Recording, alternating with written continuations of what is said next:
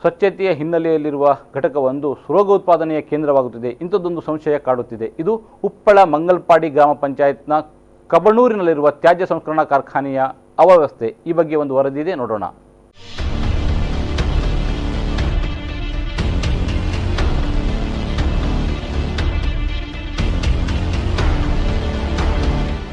ಉಪ್ಪಳ ಮಂಗಲ್ಪಾಡಿ ಗ್ರಾಮ ಪಂಚಾಯತ್ ಕುಬ್ಬಣೂರಿನಲ್ಲಿರುವ ಸಂಸ್ಕರಣಾ ಕಾರ್ಖಾನೆ ಇದೀಗ ಸೊಳ್ಳೆಗಳ ತಾಣವಾಗಿ ಬೆಳೆಯುತ್ತಿದೆ.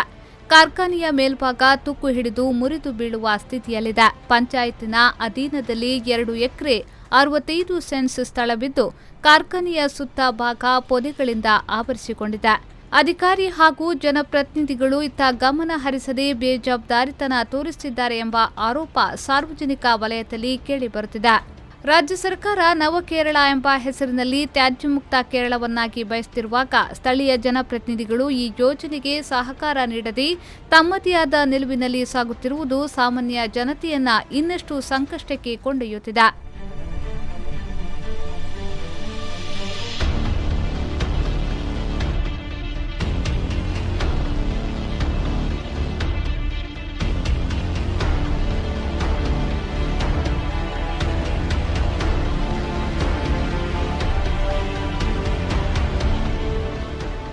ರೆಹಮಾನುದ್ಯಾವರ B4 News 24/7 ಮಂಜೇಶ್ವರ.